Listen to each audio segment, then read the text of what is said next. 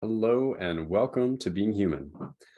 This week, we're going to talk a little bit about the idea of consumerism, especially after we talked last week about gratitude and giving thanks and how it helps us maintain our perspective, which helps us be more happy in our lives.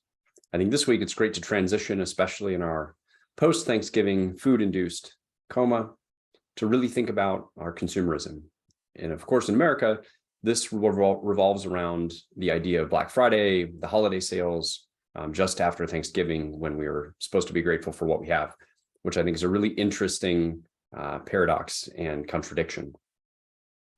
So the things I want us to consider today are not just, is consumerism good or bad? Because rarely is something just one of those two things.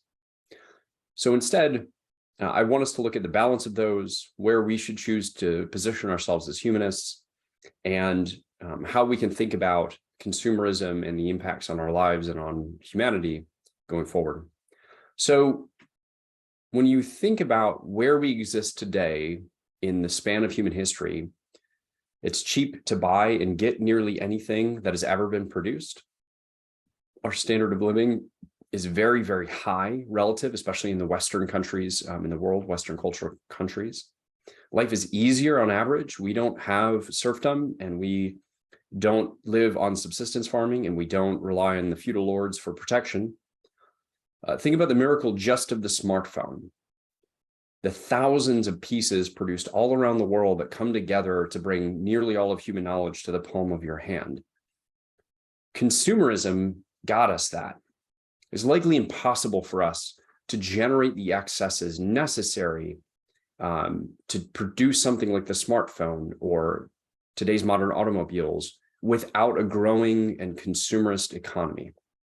And the reason for that is just that there wouldn't be enough excess capital. And we've talked about capital and excess in some of the past episodes, which we can link below. So that's one of the things that we have to consider when we think about consumerism. Is it built the world that exists today? Now, when you take that to an extreme and you look at the post-Thanksgiving Day sales, Black Friday and Cyber Monday, there's a bunch of things that are cheap that you don't need. It's consumerism almost for the sake of consumerism. And yes, that does generate excess capital for certain businesses, which then in theory go on to invest that more into the economy, into innovation. But the question is, how much of that is really the case? And how much of that now has built into this cycle of generating anything that can be sold to consumers, whether or not it actually advances progress, whether it's truly innovative or that it truly makes life better. Voice assistants, right? One of the reasons we have to think about inside of consumerism as a concept is, why are things so cheap? Historically, things get cheaper because we gain efficiencies in production, and that our productivity increases. Today, a lot of things are cheap because of financing models that allow businesses to take on extreme losses to try and get people hooked into a product line. Mach 3, the razor company, or the razor company that put the Mach 3 together, was infamous for this. They would send you a razor on your 18th birthday for free, but that would make it more likely for you to buy the cartridges for many years after that point. And so what they're doing is they're essentially buying your loyalty by using free products. Voice assistants, the reason that they're so cheap is because they're subsidizing the cost of the production so they can hook you into that and then extract your data, which they then market and sell and in theory make a profit. Though I just read an article about Alexa losing tens of billions of dollars. And so we always have to think about, within consumerism, what it is that we're buying and selling and what benefits we're actually getting out of things. And that's where, as a humanist, it gets harder, because we have to really think about the consequences of our actions, the second and third order effects. We don't have a framework that's externally given to us. We have to derive what's good and bad from what we can understand about the system we exist in. And so some great examples of excesses of consumerism were the shopping day stampedes, which thankfully are a little bit less due to online shopping, which obviously contradict with the idea of the season of love, right, in the holiday season. Buying popular presents, right? People would buy presents, especially for their kids, simply because they were popular, not because they brought the kids any educational value, potentially, but mostly just because it was the thing to want. It was the thing to consume for that year. And that, of course, caused a lot of the shopping stampedes. And so our economy, though, is built on ever-expanding consumerism. Growth is something that is factored into every single element of how our government works and how our economy works. From Social Security, tax formulas, the way that we finance things, where we take risk, how we plan for the future, how companies plan for their growth models. And so without the idea of growth, and that growth is based historically on the idea of an ever-increasing population, that will have more and more people, which is becoming less and less true around the world as populations age in different countries around the world. And so if growth is no longer assumed and it's no longer built into our assumptions, what does that mean? Well, if you looked at the stock market as one example, if investment strategies weren't founded on the idea of growth, the stock market then becomes zero-sum, where historically, if you go to any sort of investment firm, most places will tell you that if you just invest in the stock market, your return is going to be between 8 and 12% per year. But that's because of global growth and the plan of global growth.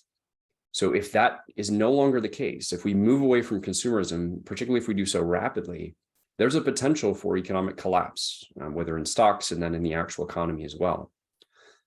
Not to say that it's good and we should sustain it, but that there might need to be some very deliberate thought about what an alternate might look like.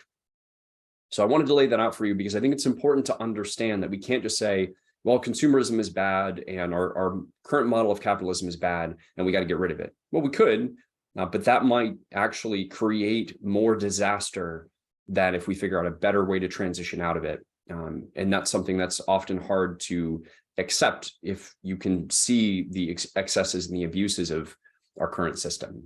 And there are plenty of those. One of those sets of excesses or abuses is extreme inequality, right? So there are people in the world that can barely subsist. And then there are people that are building rocket ships for fun. Now, I don't think that building rocket ships is necessarily a bad thing. Again, excess is what allows for progress. So there has to be a certain amount of excess to generate things that actually advance human progress. Now, the question is how much excess is necessary versus how much provision of basic services should we be providing as governments and nations of humans. Now, I would argue that our current system of relative laissez-faire capitalism, there's still a lot of regulation depending on which country you're in. There could be a shrinking of the gap between the extreme excesses and the extreme poverty. But how exactly we do that is a conversation for another time, and that gets into the application of government and law. Now I want to transition away from sort of the structural pieces into the more personal ones. So when it comes to things like happiness, right? Happiness can't be filled by stuff after your basic needs are taken care of. There was a study done some years ago now that said in the United States, on average, people beyond $75,000 a year income, and again, that's average for the US, so that would be different in the rural states than it would be in the big cities. That beyond $75,000 a year earnings, you don't increase any more happiness or your basic threshold for contentment. And that's because all your basic needs are met. You have shelter, you have food, you have some money for recreation, and you're basically good at that point. So earning anything beyond that point is simply excess. And you can invest in different things, but you're not increasing your standard of living when it comes to your psychological contentment, your fulfillment as a human. Now, below that, right, if you're in poverty, you're having to choose between food, utilities, the ability to get to work, et cetera, childcare, investing in the next generation, then yeah, so happiness can actually be filled with stuff, but that stuff is really focused on basic necessities. But our pop culture is really focused on getting whatever the current thing is, right? Keeping up with the Joneses is a common saying that means trying to have all the things that you see other people around you have. And there are certain subcultures in the US that are really focused on this, right? Cultures that really focus on what celebrities have or are wearing or are doing, or ones that focus very much on materialism. And so this is something that can be really challenging because we are wired to try and fit into the group, right, into our tribe as humans. The challenge is that our group and our tribe that we see are the people on social media, in movies and TV that aren't realistic to what we actually have. And so it's important to remember that happiness, again, after those basic needs are met, is really an internal thing. We talked about this a little bit last week. So there's this idea of synthetic happiness, that our happiness is really something that's internally generated. Again, after our basic needs are met, it has to do with our understanding of the world around us and our connectivity with our fellow humans, and then doing things that we find interesting, right? And a lot of that is geared around progress, right? Whether it's helping your community progress, investing in your kids so that they progress, investing in yourself so that you're learning and growing. That's where I think, from my perspective at least, a lot of happiness actually comes from as an individual person. And so there's a very important shift then that has to happen between looking around and being focused on what other people have and trying to get that for ourselves, to determining what it is that we actually want to do with our lives. And having an understanding of that, that's really becomes the core of your identity, makes life easier. I know for me personally, doing this church service is something that has helped me become happier, because it helps me to focus on what is important in my life and how I'm helping my community progress by having these conversations and hopefully giving ideas that just help people consider life in a little bit different view, a little bit different perspective. But we're combating against and helping our children to understand, and the community around us to understand, that we have to be a little bit countercultural, right? There's the song Royals by Lorde, which talks about, we'll never have the same thing that the Royals have. And I think that the overall point of that song is that that's okay, that we can have fun in other ways because we aren't those people that have the excesses. And even if we were, would that even be the right thing? And this is hard, especially for kids, because they're very focused on what they do and don't have. And they're constantly comparing themselves to their peers, because that's how, as humans, we determine if we're doing the right thing. We look at our peer group and our tribe and see what they're doing. So when it comes to Christmas and birthday gifts, there are the expectations now in society, especially in Western society, that we're giving kids lots of presents and that they need to have, they got to have something under the tree, and there have to be enough presents or it looks empty. I know personally that's something that we've fought against in our family, that we generally don't get the kids presents as parents unless they're educational or developmental. We let the grandparents buy, the trendy things or the fun things, but otherwise we focus on just the things that we think are necessary. Because when you look at the world today, and my wife and I just had this conversation, her kids have everything they need and more.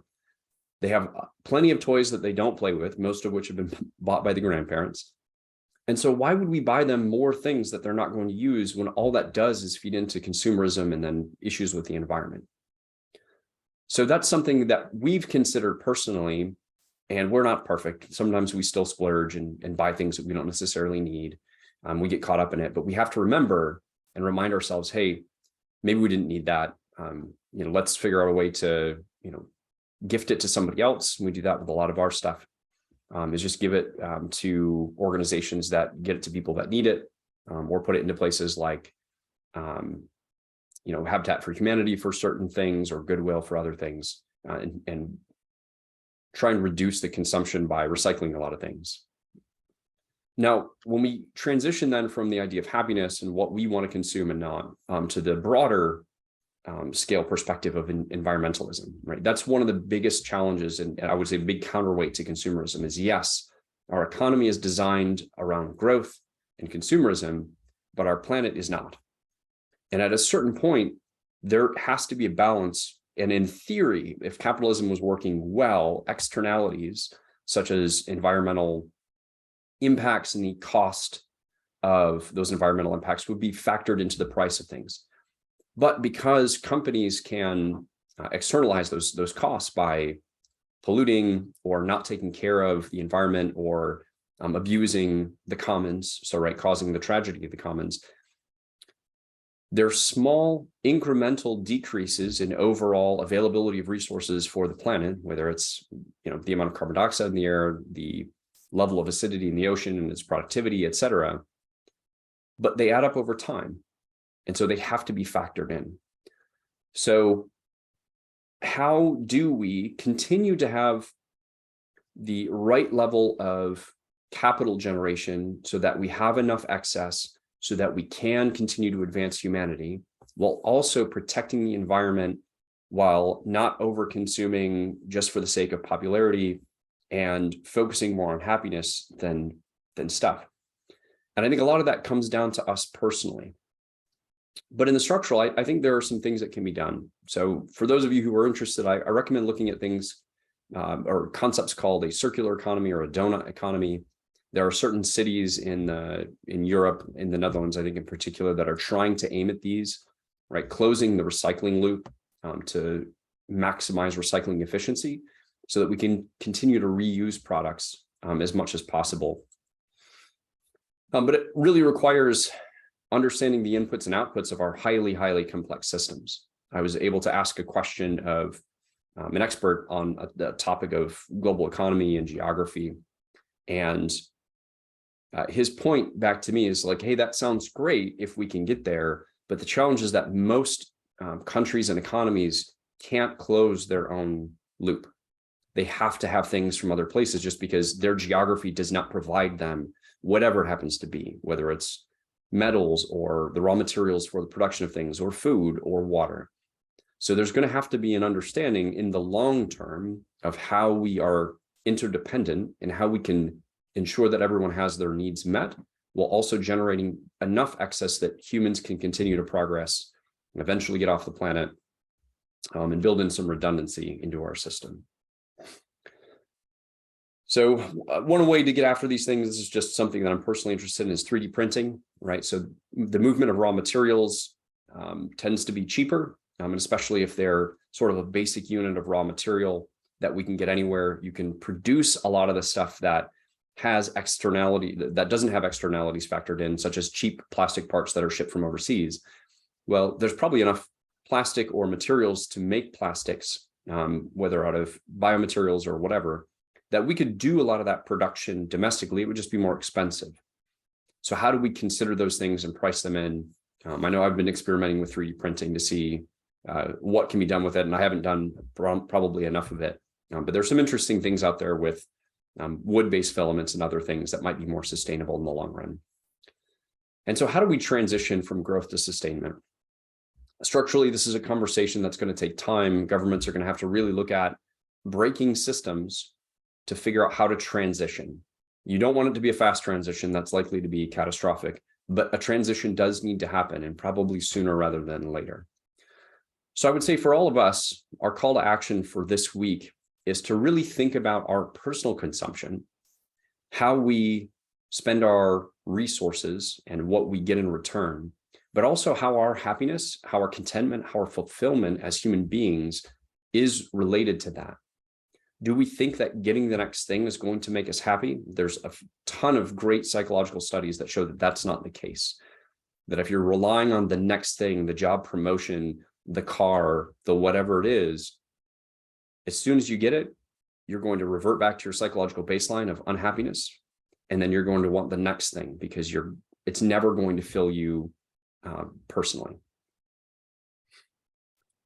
And the way that we can do this, the way that we can think about balancing our consumerism and our happiness, is through ethical decision-making. And as humanists, again, that's harder because it requires us to really think about all those externalities that are not factored in.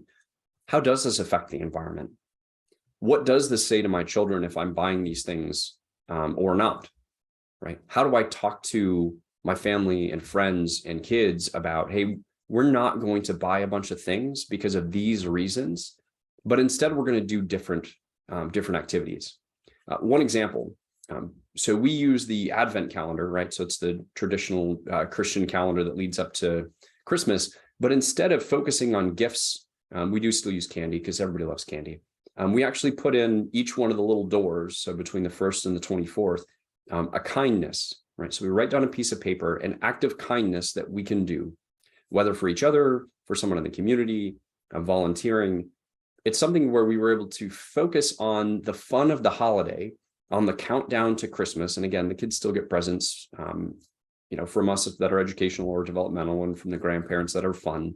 So they still look forward to it. But we try and shift the focus away from getting stuff and the countdown to get stuff to how we're investing in our community. And I think the kids are young, maybe they don't quite understand it yet, but I think they will over time. And they're going to see that as they grow up, that we practice kindness and we practice investment in the community.